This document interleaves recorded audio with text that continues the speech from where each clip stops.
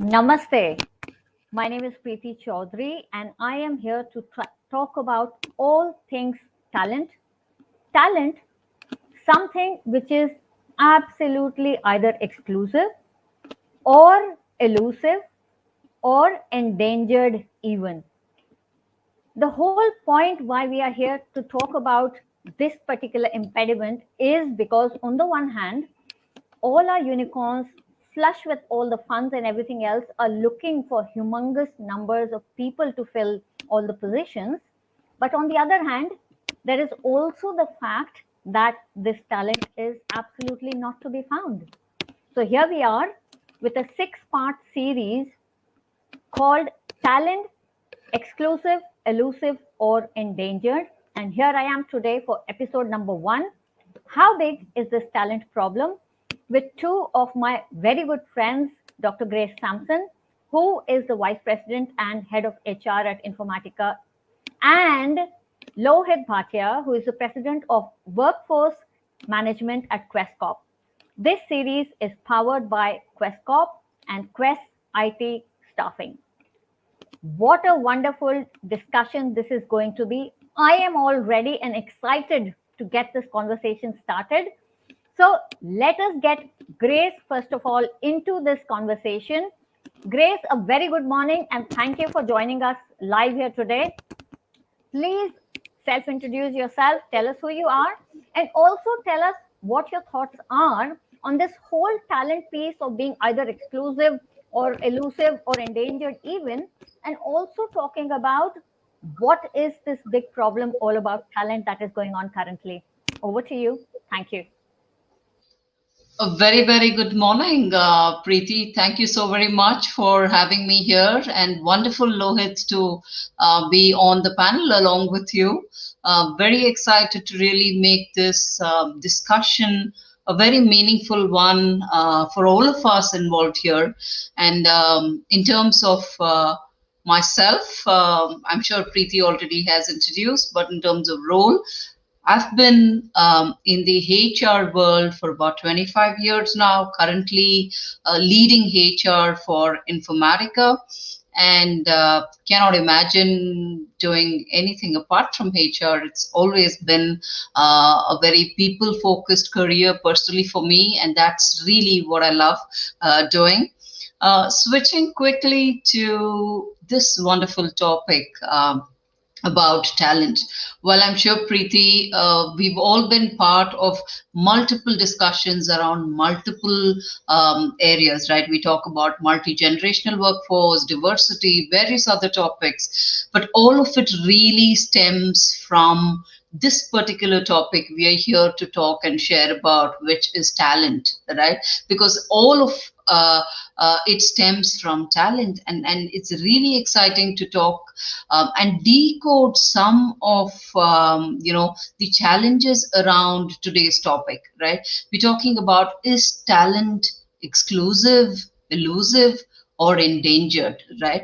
And let me kind of step back to share my thoughts around why did we even get to the current situation that we are in, right? It's always important to look at the why and the how before we actually start decoding a little more of it from a talent perspective. When you look at talent historically, most organizations have been managing talent, according to me, from the surface, right? Managing performance from the surface. However, with changing times, you suddenly see a shift in terms of managing performance, managing talent based on output, right? Based on results, based on business impact.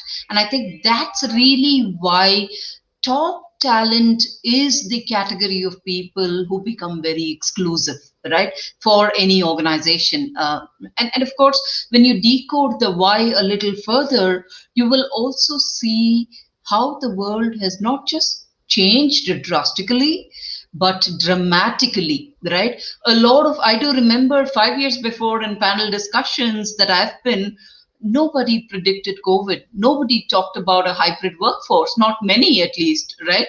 But today, there's been such a huge lift and shift in the way we work, the way we dine, the way we shop, the way we, even focus on our health is all virtual, right? And that lift and shift has definitely created a huge gap, I would say, between what is existing currently right now in terms of talent and the ask, right? The ask again from our clients in terms of the kind of technology that companies are trying to create and reinvent for these changing times. And this change has also led or pushed companies to a situation where their reinvention or they creating new products to suit newer ways of working for clients needs to be that dramatic and drastic, right? There is a quick solution that most of our clients are looking for, because there is no time and space to invest and gradually grow into the future. And I think that's really reason why talent seems so elusive, so exclusive. And of course, because this particular talent is just far and few, while opportunities are plenty. And this war that we're in, has very, very limited timelines, very, very limited resources. Now, talent, of course, I think is something all of us are talented, right? The question that we need to ask ourselves is talented versus skilled, because the skilled are the ones who are going to be highly successful. And the delta between the two really is the willingness for people to adapt and to evolve, right? Where they have a constant growth mindset. That's the talent that is getting endangered, because on one hand, you have baby boomers who just so used to their way of working, and they are the people most of the time sitting in higher up in the hierarchy, right? And there is this need for them to also think different, change, reskill, upskill, focus on how they can manage new age talent and really look at talent with a different lens. And on the other hand, you have millennials, Gen Y, Gen Z, and the future of workforce, who basically looking at the whole expectations of work in a different paradigm, right? Their ask out of work is not the typical 9 to 6. The compensation expected is not the typical of salary ranges that we talk about. And the flexibility, the location agnostic approach that we're really moving into, all of this really adds up to making talent all the more exclusive, elusive, and endangered. So that's really my view of the current situation right now.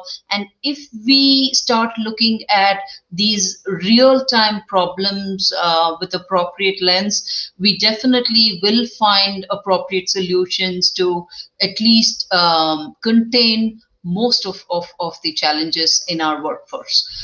Back to you, Preeti. Thank you so much, Grace. That's absolutely spot on, and a proper analysis of the whys before we can get to the hows and the rest of the things. A very quick reminder for the dear audience that is logged in here today. This is an interactive panel, which means Grace and Lohit here will also be taking your live questions. So please don't be shy. The chat section, the comment section is open for your observations, comments, questions. Please do use that. And remember, today we have 50 years of work experience on this panel. So if you are not asking any questions, there is only one loser, and that is you, dear audience. So with that, let me now head over to my other friend, dear Lohit, and ask him the same question. Lohit, what are your views on the overarching topic as per talent being exclusive, elusive, or endangered, and then stemming on to how big is that talent problem from your own lived observed, and shared experiences. Over to you, Lohit. Thank you. Thank you, Preeti, and good morning to all the audience.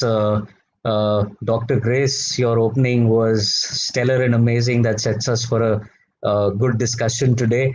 Also, happy Onam to everyone who's listening to us today, and if anybody is celebrating at home. This also marks the start of festive fervor as far as India is concerned, and a lot that we do at Quess is in some ways embedded to the festivities and the festival spirit in this festival time. Uh, Preeti, the question that we are asking today, I mean, before I go there, I'll just give you a bit of a context. This is 25 years of, corporate life for me. This is my 25th year. And in some ways, shape or form, the first decade was managing talent in manufacturing companies and, doing sales and marketing and distribution. The last 15 has been in services company. Predominantly in the last 10 plus years has been at Quess. At Quest, we manage talent not just for ourselves, which is about 5,000 odd resources which work on a full time basis for our customers and within the organization, but we manage close to 369,000 people worldwide. That's for our customers. These are people who are deployed to work for clients to ensure that clients' outcomes happen on a daily basis. Within that space, today the biggest challenge that we see is not so much about the demand which is coming from customers. Maybe that would have been the challenge of the first decade of setting up the organization, but in the last 2 years, it's more about the availability of talent and finding the right talent at the right time for the customer's needs. So that's a bigger challenge, and that's what all of us are trying to solve every day at work. I think what's happening is, one, we must understand that economies are circular in nature. Uh, we don't live an insular life anymore.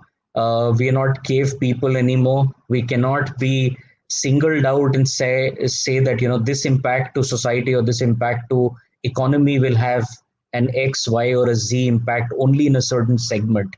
And I'll give you an example. The other day I was talking to media, and the favorite question that we get at the start of August from media across the country is, hey, what's happening about festive hiring? And you would notice that there are weeks and weeks where everybody starts talking about the rampant hiring in the e-commerce segment or in the delivery segment. And I was talking to someone in media and I made this analogy and I said, it is so circular in nature. What you feel is a delivery boy's requirement today is eventually an IT professional's requirement. And they turned around and said, how so? I said, very simple. If one of the two e-commerce giants were to get an order for a refrigerator today, just imagine how that would be fulfilled. So while there is a delivery boy or a logistics company which would go and fulfill that demand, and that's a entry level blue collar, gray collar workforce that you would deploy. But the e-commerce giants in themselves are hiring people in the IT skills in the IT sector by the thousands to sustain that whole e-commerce platform, to have the websites running, to have the products, the SKUs, the different things that they have to manage, the data, the cloud, and the inventorization. I will not name any one of them because obviously they happen to be our customers as well. The logistics kicks in, and logistics would be a 3PL company whose job is to ensure that after the refrigerator is sold, gets to somebody's home. And that refrigerator is a factory which has to work, and it's one of the FMCD majors which predominantly would be selling that. And that again would be, a customer, so no brands here. But if you look at it from an FMCD perspective, a refrigerator today is a smart device. It's no longer on an assembly line just being put together by a lot of blue and gray collar workers. What it has is a huge amount of semiconductors and a huge amount of microchips and everything. And when you have to do that, you need tons and tons of IT professionals again to manage that entire ecosystem, that entire management of the outcome in the production itself. You move from there and it eventually gets into people's homes, and it gets into the kind of the outcome which finally gives them the supply of the consumer durables. And again, you would notice that the sales, the marketing, the distribution, the advertising of all of these products is again, circular in nature. So the point I'm trying to make is you may feel that one end of the spectrum is the one that possibly impacts outcomes, or it possibly impacts the demand from a segment or demand for a particular skill. But in effect, the economy is circular and hence demand keeps moving. What's happened of late, especially in the last, say, about 6 quarters or something, is that suddenly in the last 6 quarters, the organizations have just crunched their investment bandwidth on IT in a manner that would have probably otherwise taken half a decade or a decade. The point I'm trying to make is we did not just move from work from home or work from office, hybrid, work from anywhere mode. What we typically had to do is relook at the way our talent was able to consume the data of the organization, contribute back to the work for the company, work seamlessly in a manner that somebody is in Himachal in a remote location and somebody is in Kerala and somebody is elsewhere. And all of this had to come together, and the company still had to ensure that the entire workforce works together with the final output and the outcome which is happening. And for that, a lot of IT talent had to be used, a lot of cloud, a lot of analytics, a lot of hosted data on the cloud, from moving from on-prem to a cloud native kind of an application was essentially suddenly required by all of these organizations. Otherwise, even our basic transactions that we would do as a company would completely get disrupted. And that has suddenly fueled a wave which probably most spenders of IT had not really envisaged and prepared for. At Quess, and particularly at Quess IT staffing, we feel this is here and now, not just from a tactical point of view for a 6, 12, or an 18 month. It will last longer than COVID. The spends which IT companies have started doing, the omni channel presence which companies have started putting together, will definitely have a impact for at least 3 to 5 years, if not more. And these spends will continuously keep showing off in terms of the IT spend. Just wanted to add one more point here. See, there is a typical crunch, and Grace spoke from the people perspective when she was talking about the different generations. If you go back to the baby boomers time, you would see that market leaders and products which used to lead markets lasted decades. Technology built would last long time. Today, the cycles have crunched. Today, products and technology is lasting shorter and shorter, which is called the half life of a company, or half life of a product, or half life of a technology built is becoming shorter and shorter, which simply means that what we feel is endangered today may not be 2 or 3 years down the road. What we feel is not endangered today may not be exactly the same 2 or 3 years down the road, which means that the upskilling, the higher trained deploy models and all, and we'll talk about this during the course of the conversation and beyond. But what you'll notice is that those catchments of where there is a high demand or a high supply, low demand, those kind of differentiations would be very visible every 2 to 3 years. And both the consumers of technology and technology talent, as well as the givers of talent, will have to constantly keep pacing themselves for every 2 to 3 years. So now you can't say, I have a 5 year plan. Your plans will have to be more tactical in nature, for months and quarters on an here and now basis, and maximum 2 years or maximum 2.5, 30 months out from a midterm to a long term perspective. You would have to change your plans every 2 to 3 years to remain relevant and to assess what may or may not be endangered then. Back to you, Preeti. We'll continue the conversation. Absolutely, and fantastic data points right there from a wide variety of segments, and how everything is so interconnected and interrelated, Rohit. Lohit, so thank you very much for that. And with that, I have something going on in my head. Grace, for you, a question. Essentially, Informatica is in the front line of digitization with your cloud first and cloud native sort of business. With the current times, all the upheavals, the bloodbaths, what do you think? Is this a healthy time for hiring? Or what do you think the challenges are and what could be, and what could be done probably better? Over to you. Thank you. Yes, thank you so very much for that wonderful question, Preeti. Allows me to talk a little bit about Informatica in terms of how we've actually moved and shifted our game towards cloud first, cloud native, right? I mean, earlier we were very much a renewables licenses focused company, but now we're moving drastically towards a subscription model, right?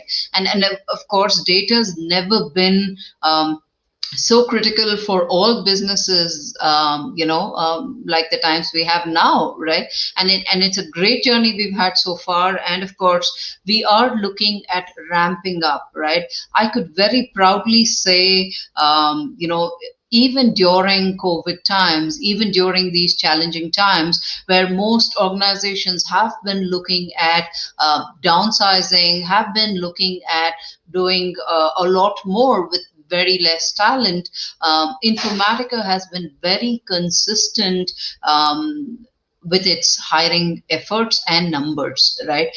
We've really onboarded almost on a monthly basis.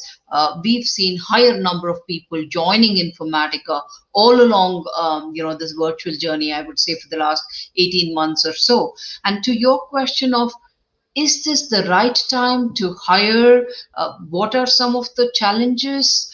And what are things that we can really highlight here, right?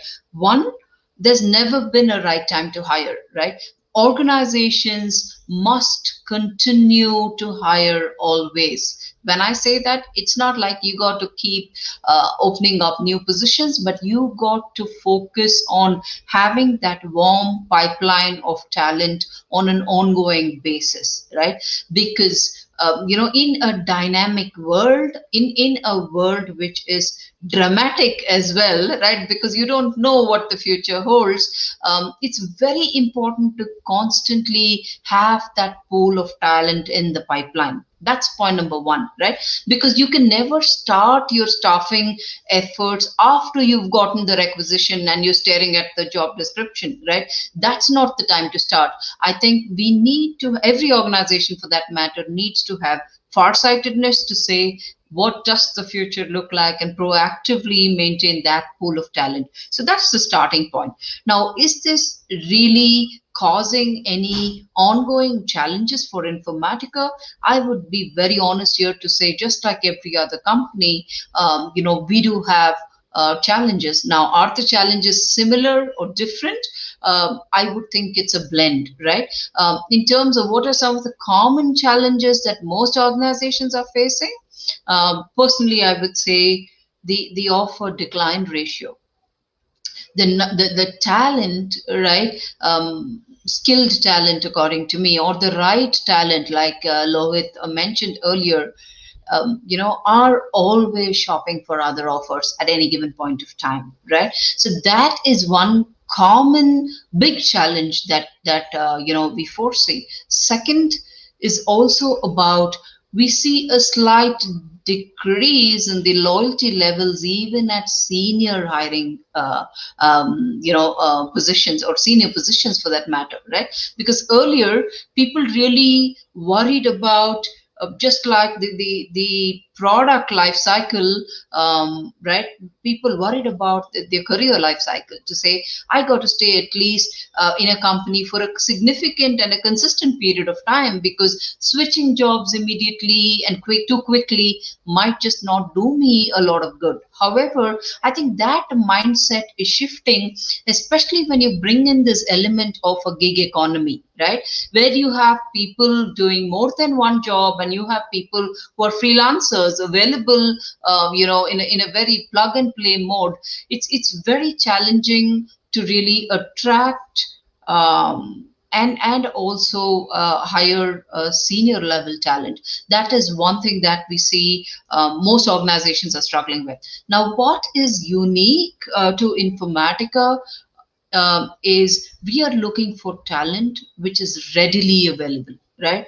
How can I plug and play? We are looking at talent which has multi skills, right? We're not looking at only programming language skills, but we are looking at AI, ML, couple of other complementing skills which will help us put our engineers to the forefront, right? Because there is no leeway, or there is no time to actually coach and train and skill and reskill. So we are looking at people who have a growth mindset, and somewhere all along the way this talent is ready to evolve time and again, reinvent, right? And that's really something which is very unique about Informatica, and that's really why maybe our hiring cycles take a little longer, and we are very careful about hiring the right talent, and therefore we take a longer time to attract this right talent, rather than being in a rush to attract talent and then we later on find out this is not the right talent for Informatica, right? Because that's not something we are into. And therefore exciting times for sure.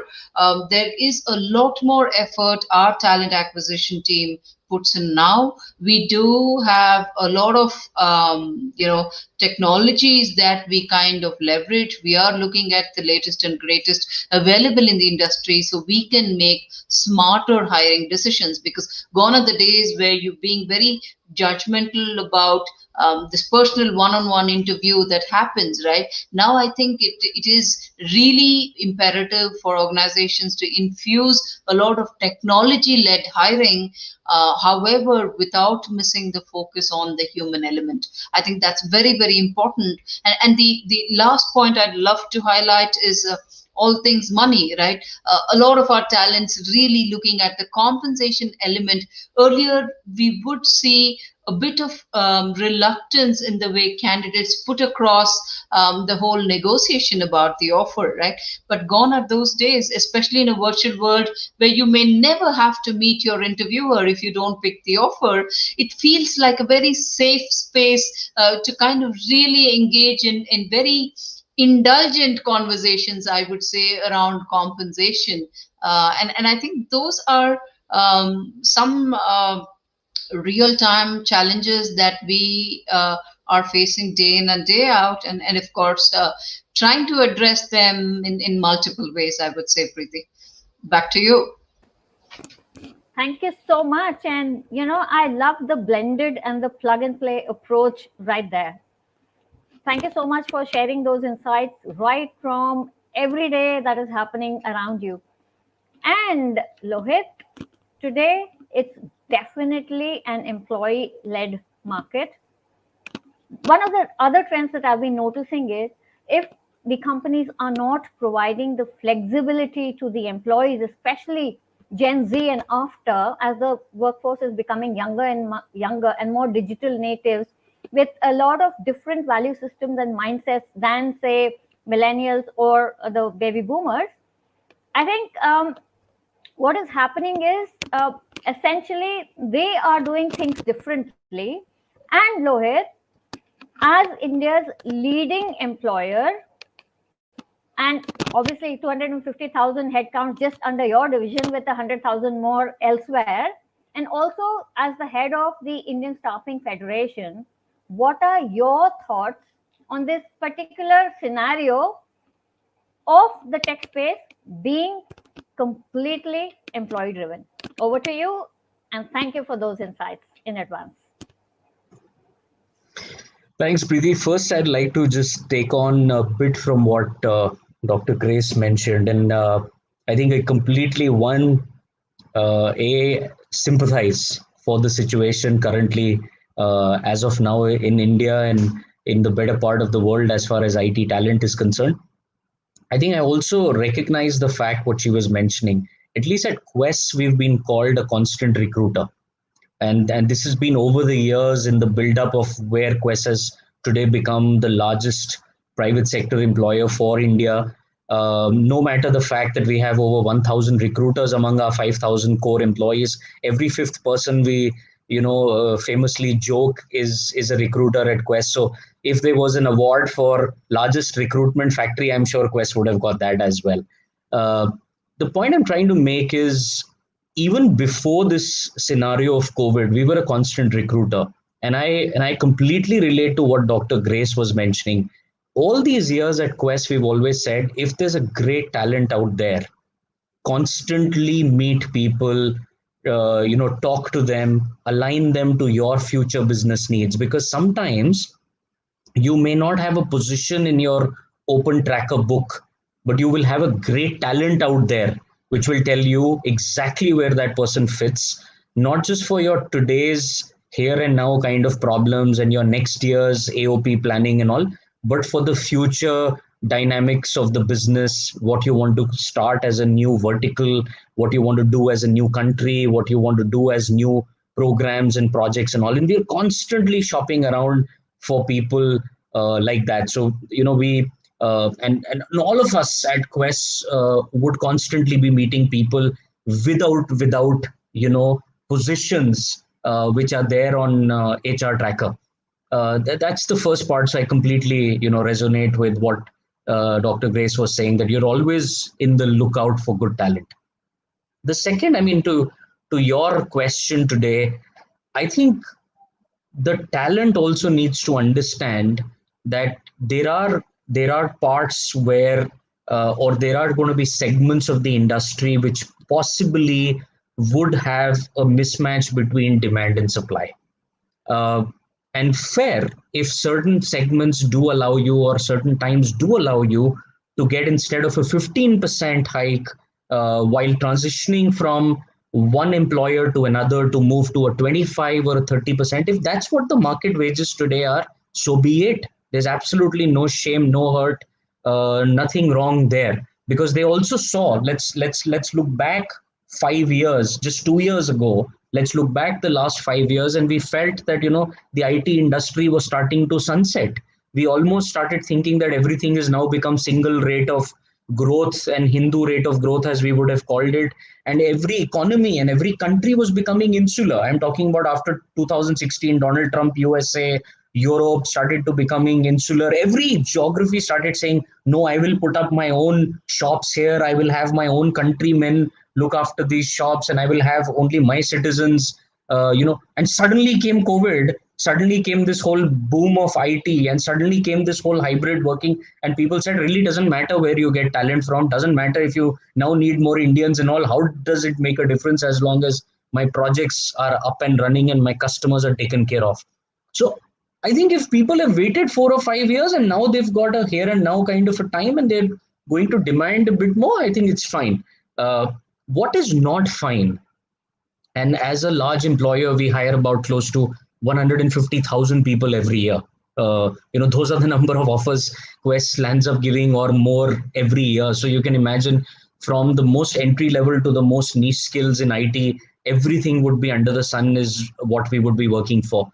What is not encouraged and is not appreciated is when people walk into interviews, go through the motion of written tests, hackathons, 2 levels, 3 levels, only in the final round to reveal that, just when you're about to offer, or you've just finished the offer stage, and they turn around and say, by the way, I also have 4 other offers waiting in hand.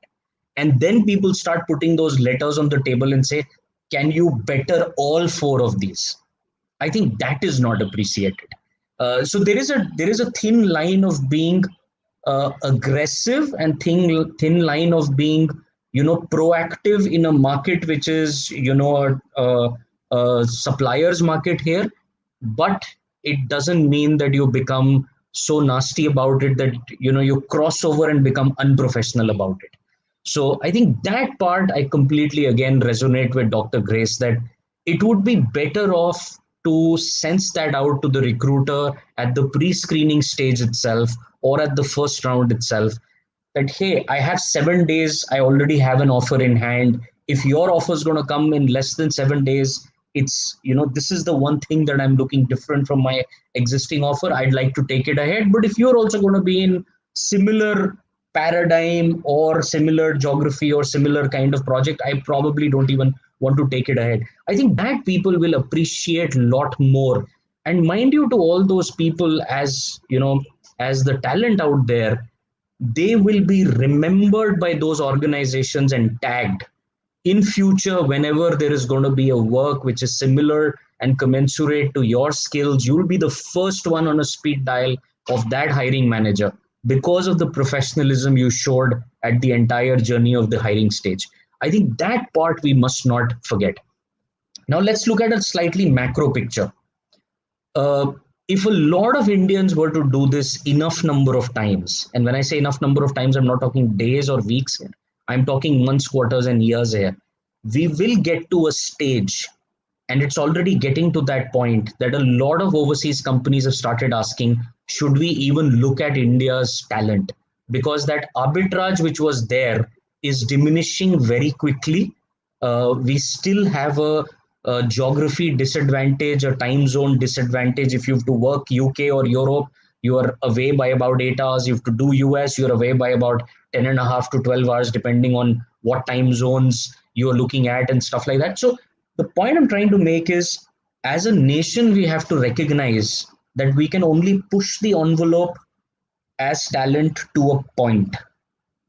Beyond that, people will start moving to other zones, other destinations, other countries, and they will possibly start getting some of the talent from there, or they would cut the requirements from one country which has possibly got overheated, and maybe go to other countries where people are being a little more professional about the entire hiring experience and the entire the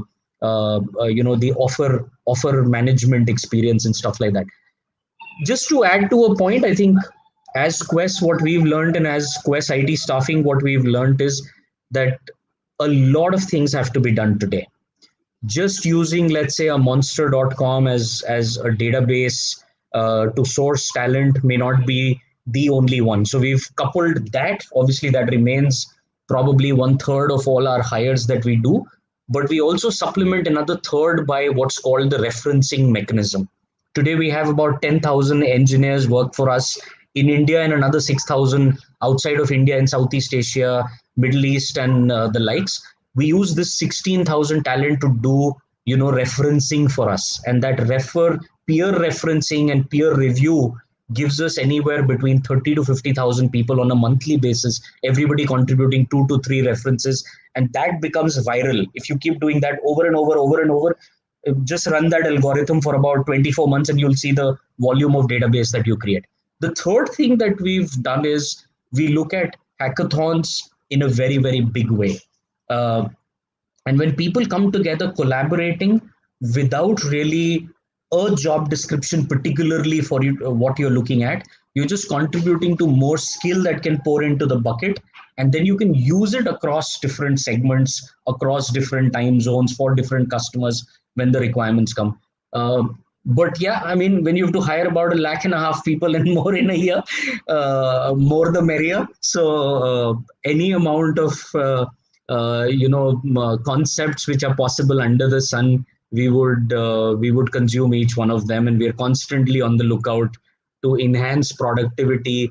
We use a lot of technology in what we do, and we have to. I mean, for us, because the business itself is HR, the amount of tech we have, starting from finding talent, doing matching of database, screening, putting them through some form of test, onboarding them, managing them right till the end of their life with a customer project and all.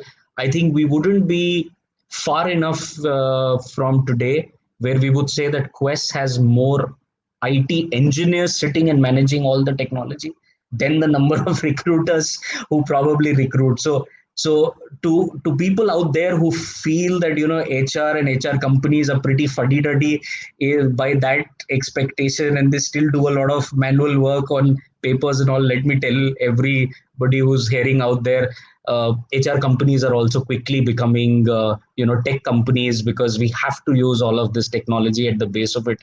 to ensure that we are able to do what our customers expect us to do. Back to you, Preeti. Thank you so much, Lohit. And for me, what stands out is never to burn bridges, number one, referrals, referrals, referrals, number two, and work smart by using and deploying technology. So, absolutely spot on right there. And here is a question from Amit Singh, and this is for the both of you. I'm going to go to Grace first. I did hear her touch upon this briefly when she was talking about the earlier question. And Amit says, how have you both tackled offer declines as today's candidates come up with multiple offers? And I am going to sort of add another one here, which is because they're both in tandem, So this is by Venkat. How do you handle resources who are holding multiple offers and looking at 100 to 150% hikes? So Amit says, how do you tackle offer declines? And Venkat wants to ask, how about the hikes? Please take both, and I'm going to come to you, Grace, first, and then I will move on to Lohit. Over to you, Grace. Thank you. Thank you, and thank you to both of the audience who've posted those interesting and very realistic questions, right? One, have we tackled offer declines? I think we are still tackling them, right? That's the way I would look at it, because it is a very ongoing thing. It's not like it's done and dusted and we've kind of mastered the art. So how does one tackle it? Personally, would definitely recommend that we talk about this in the earlier stages during the screening process, right?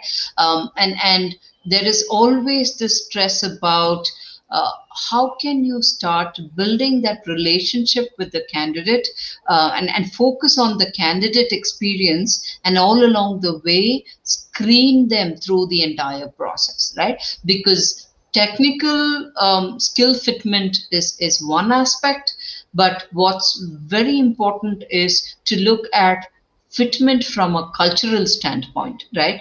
Is this candidate really going to be an employee of choice for us? And is this candidate going to be an employee in coming into Informatica for the long haul? Right. So I think it's very important to have candid conversations. Gone are the days where you would be very wobbly about your questions and go around the whole discussion to post that one fine print question that you want to really ask. Right. But now I think it is about transparency.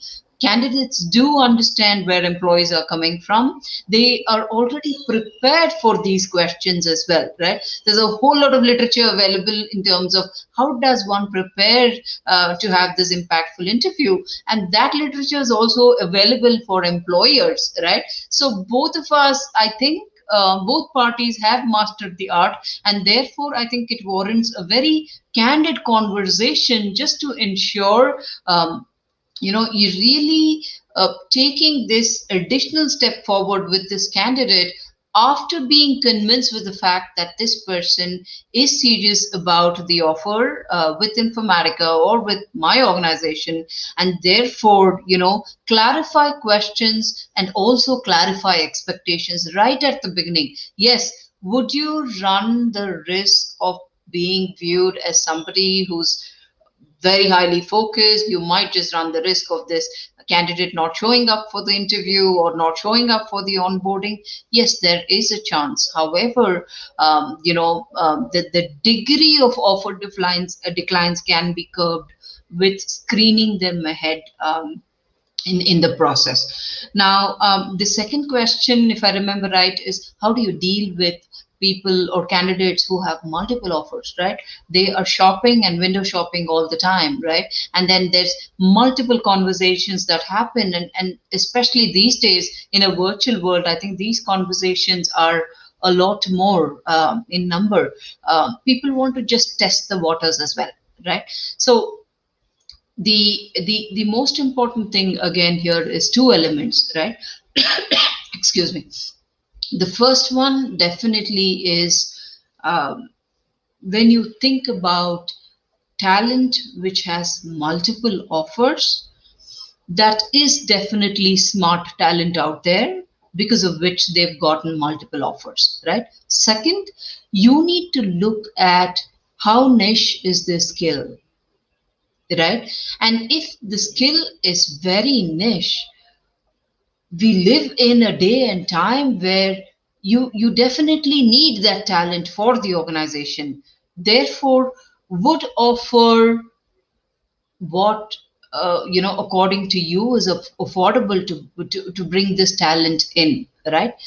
However, again bringing in this element of straight talk, transparency, right, and not giving things in writing. And like Lohit talked about the other, in the earlier bit, talking about these are going to be recorded. These organizations are going to remember this talent, right?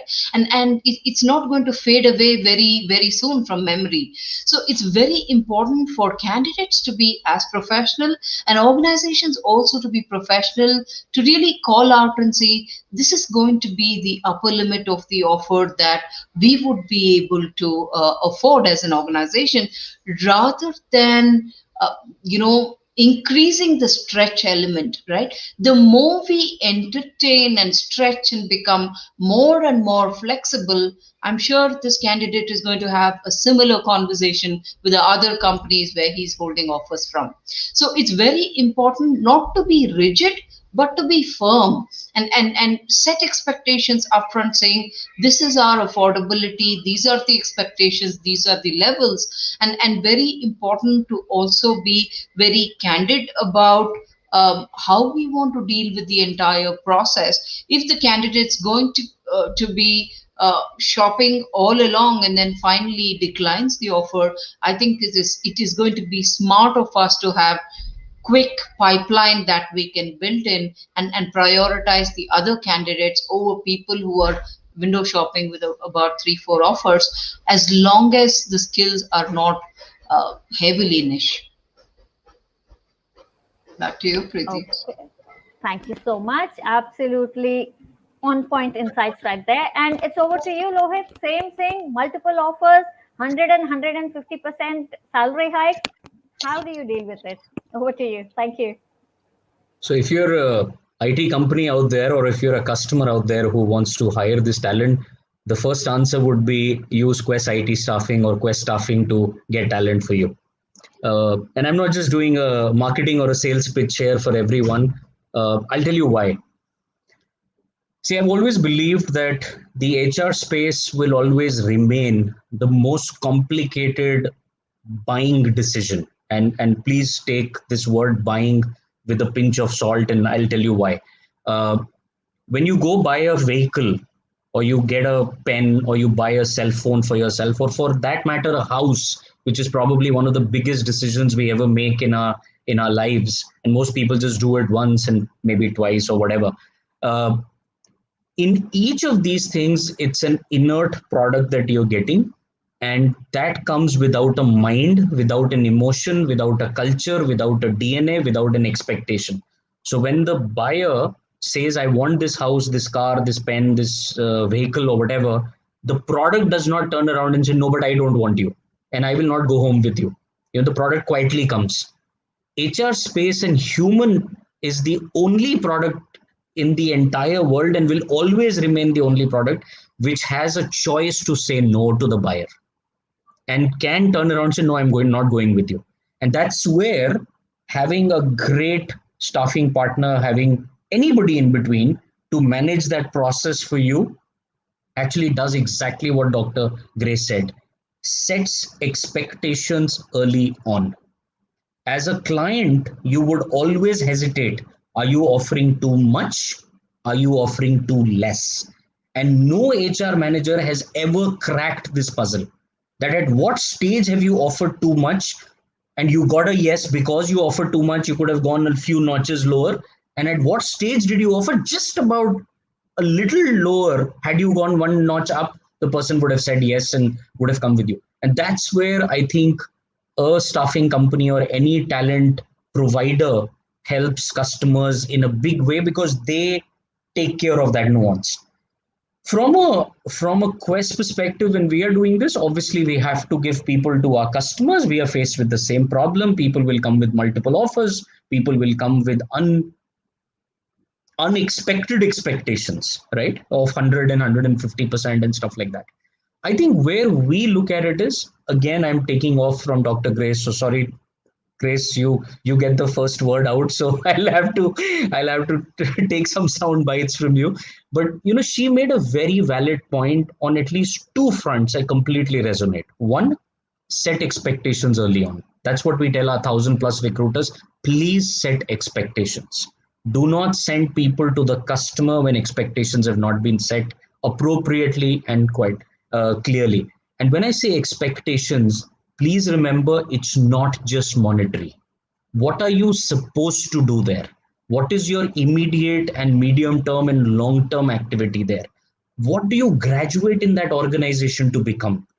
When that project gets over, what can you do next? Is it a sustainable program? Is it a sustainable company? You can go from program to program, project to project, skill level to skill level, or is it just very tactical here and now, 1 year and then you're out? We have to set all of this expectation and go beyond monetary.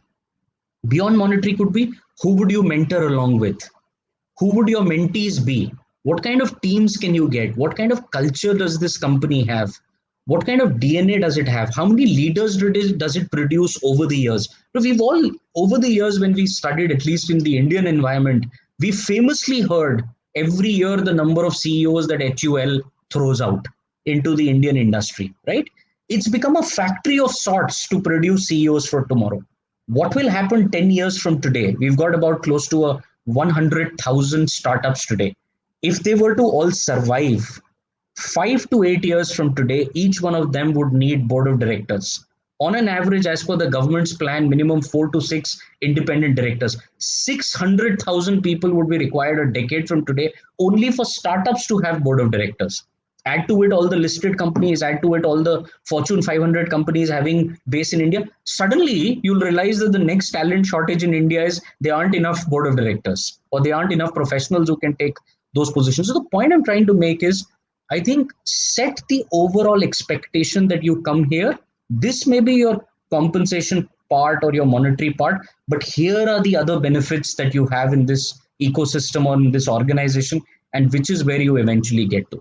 That's one part. Second, again, Dr. Grace said it, but I'll just elaborate a bit, is having options, having alternates. It's just like a beautiful sales pipeline, and all along we've always been told your results are going to be dependent on the great funnel that you make as a sales professional. The same goes for HR professionals. If your funnel is good, if you have good number of candidates in the pipeline, you may have to sacrifice the best person who seems as best on paper or on an interview. But if that person is a constant shopper only for money, I completely, second Grace's opinion there, drop that person, because that person will never be an engaged talent even after the person joining your organization. And it's better to have one notch less on ability, but have two notches higher on retention, and succession, and somebody who stays with the organization, for a meaningful period of time. You don't want a person who just up and abouts in the middle of a project and says, I've got another 100% somewhere else, so now I'm leaving you in the lurch and you can take care of your own project in between. So you need to be really careful there as well, as to, do you have enough pipeline or you don't have enough pipeline? Are you going after a really super niche? And whenever you're faced with this question of what is niche, let's ask ourselves what truly niche is. I remember first time around when I shifted over 15 years ago from products to services, my first mandate as part of a search company was a profile for an underwriting position for an insurance major where they wanted an actuarial head. Preeti, believe you me, 15 years ago, that's the time I actually came to know what is truly niche. The total number of actuarial professionals with more than 10, 15 years experience in India, back 15 years ago, which IRDA certified insurance company could hire at a CXO level. They were 22 in the country. 18 already had great jobs. Four were left. And of those four, three were already, going to the next level. We had only one candidate in the whole country. That is called niche. So whenever a recruiter or whenever a hiring manager is faced with this point, that is this niche, ask yourself, is this truly niche, or are we calling it niche? We aren't working hard enough. And the last point I'll raise here is, a good conversation with hiring managers sometimes gives you great insight. As a recruiter, go back and speak to the hiring manager and say, while this is the template you've given me, if I get you person with this put together as a skill already, can you scale this person to the next level and add this one missing piece of the puzzle? Will that be a better talent to have than trying to keep going for the niche by making a JD which is so long, and in the end you find only Donald Trump, so that's what I would leave it with. Back to you, Preeti. Thank you so much, and absolutely brilliant stories. And again, not all just bookish knowledge, these are lived experience, so totally resonate and absolutely wonderful. Fortunately, unfortunately, we have time enough only for just this. Questions are pouring in, but people, we have time just enough to ask Grace and Lohit for their very quick tips and tricks about the entire market observation of the positive and negative impacts all of this upheaval is causing right now, and what should be done and what should not be done to then take us out of this big problem of talent currently. So let me go to you, Grace, first, and then I will move on to Lohit. Over to you. Thank you, Grace. Sure. Sure. Thank you, Preeti. And I'll really keep it short and to the point so Lohit can have some newer topics or suggestions for the audience, right? So quickly, when we really look at the entire scheme of things in terms of what can organizations do? We all know there is a problem, right? And this is the problem. We've nailed the problem. But what about solutions? Are these solutions going to be long-term, futuristic, or are we looking at short-term solutions? I think one, it starts with the leadership of any organization, right? A lot of times what happens is, leadership often think that they've arrived in life, right? And apologies to be very straight about it, but I think it's very important to understand, to manage a very different kind of workforce, which is kind of multi-generational. You got to also evolve in terms of your own strategy, your own personal growth, and are we as leadership capable of leading from the front in the literal sense, right? This workforce which is exclusive, elusive, and endangered. So that is the first question to ask, and the first solution if you start working upon it, right? Second, we are trying to manage talent, at a surface level, according to me, right? We got to ensure we are cross-skilling talent as an organization, right? Because gone are the days where you have people on bench, right? One project's over, they are shopping for another project where they can fit in well, right?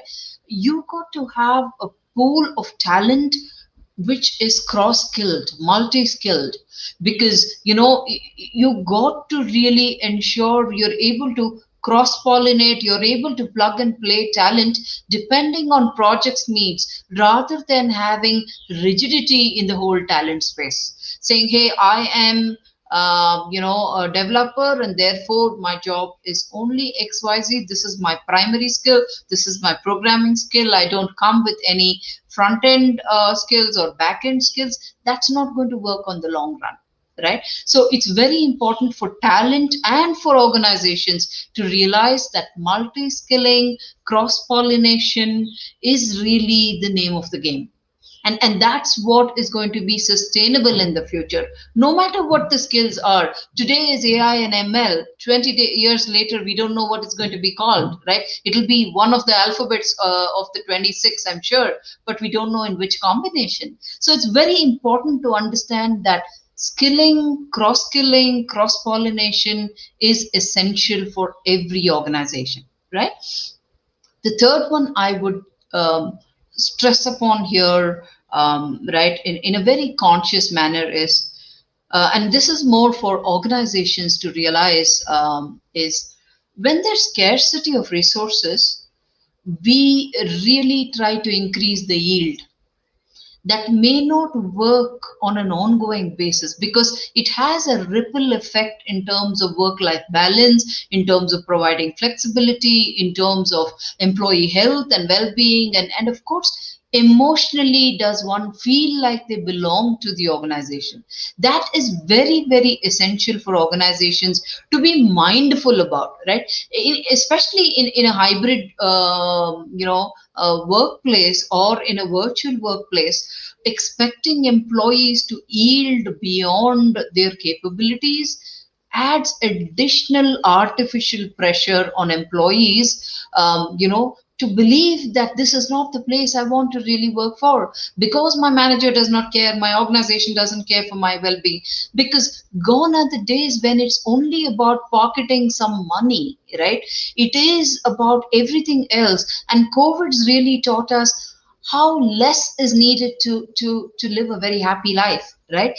And employees mindset and talent really looking at it from a different angle.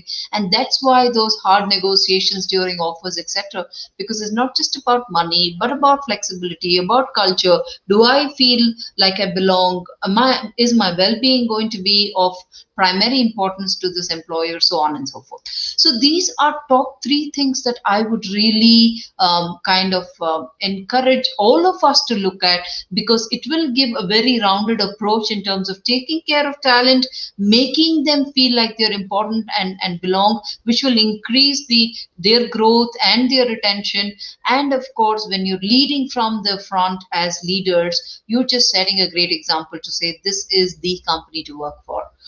Those are my small bits to you, Preeti, and of course over to Lohit.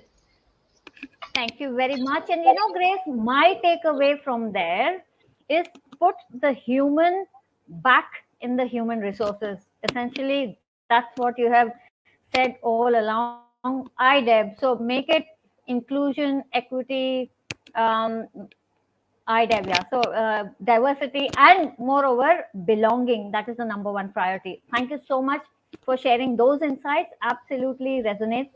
Very And it is welcome. over to you now, Lohit, please, for your insights. Thank you. So thanks, Preeti. I think first and foremost, I always believe in life lessons, and I'll tell you uh, an analogy that I want to give everyone.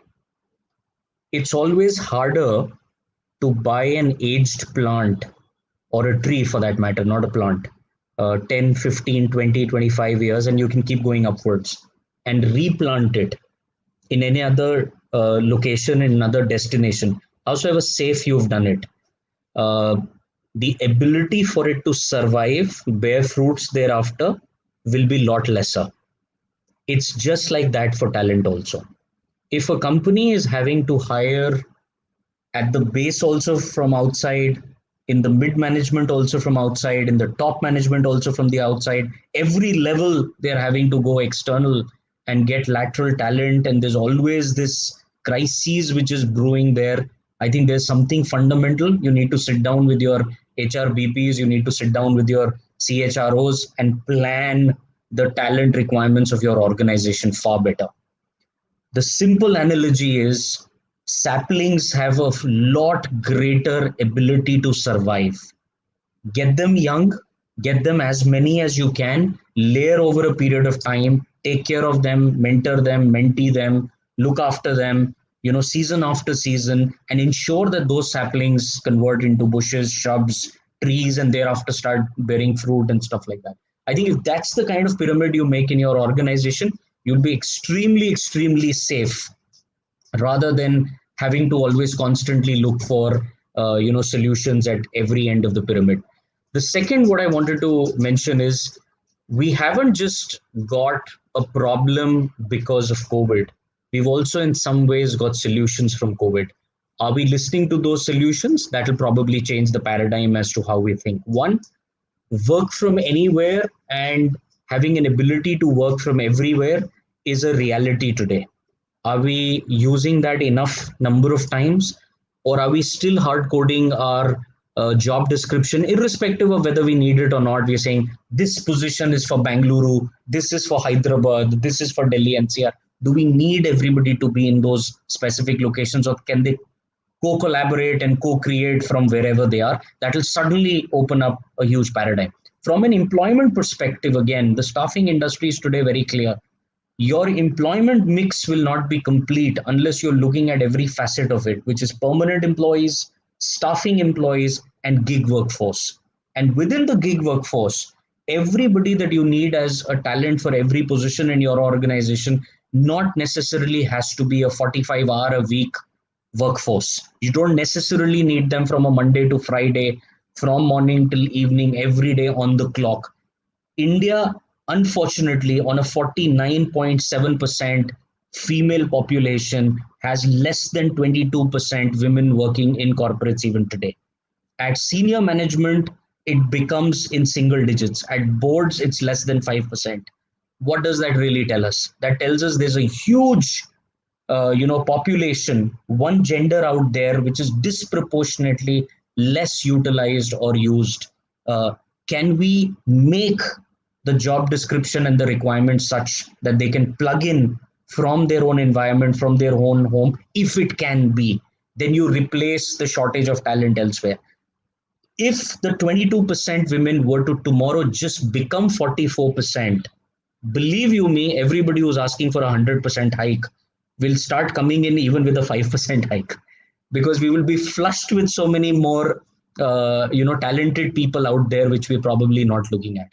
So diversity from that aspect, inclusiveness irrespective of where the people are, the kind of employment that you can offer, including the gig and the staffing employment. So you'll have to decide and divide.